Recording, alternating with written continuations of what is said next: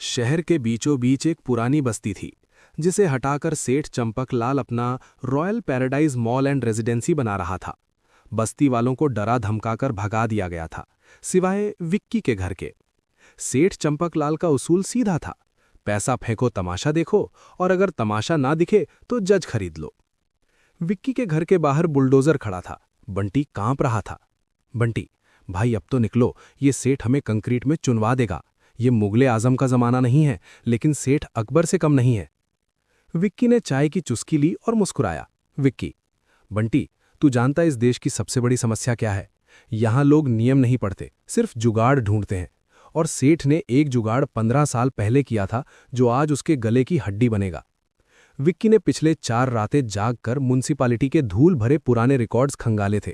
उसे पता था कि सेठ चंपकलाल कंजूस है, इतना कंजूस कि अगर वो मर जाए तो यमराज से भी डिस्काउंट मांग ले। सेठ ने 15 साल पहले इस जमीन पर टैक्स बचाने के लिए एक बहुत बड़ा खेल खेला था। उसने इस कमर्शियल जमीन को agricultural land for animal husbandry यानी पशुपालन के लिए कृषि भूमि घोषित करवाया था, ताकि उसे कमर्शियल टैक्स ना देना पड़े और सरकारी सब्सिडी मिले। कागज पर लिखा था यहां सिर्फ दुधारू पशु और खेती का काम होगा, लेकिन जमीन पर आज 50 मंजिला इमारत खड़ी थी जहां 5 करोड़ का फ्लैट बिक रहा था। विक्की, देख रहा है बंटी, सेठ ने सरकार को चूना लगाया कि यहां भैंस बंधेगी और अब यहां इंसानों को बांधने यानी फ्लैट बेचने की तैयारी है।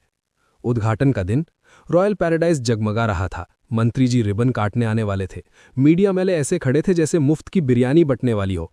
सेठ चंपकलाल माइक पर चिल्ला रहा था, ये प्रोजेक्ट शहर की शान है।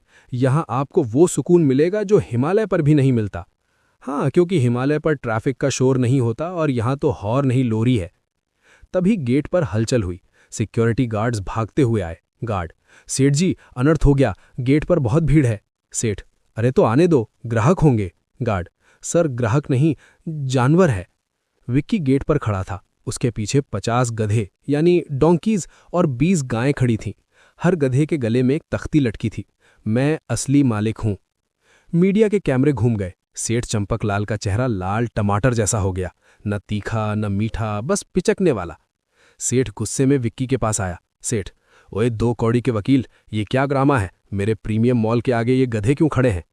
विक्की ने माइक मीडिया से छीन लिया। विक्की मुस्कुराते हुए, देवियों और सज्जनों माफ कीजिएगा, सेठ जी ने 2010 के एफिडेविट में लिखा था कि ये जमीन पशुपालन केंद्र है। कानूनन यहां सिर्फ जानवर रह सकते हैं। अगर यहां इंसान रहेंगे तो ये लैंड यूज का उल्लंघन है और पूरी बिल्डिंग अवैध घोषित होकर सील हो जाएगी। भीड़ में सन्नाटा छा गया। मंत्री जी ने कैंची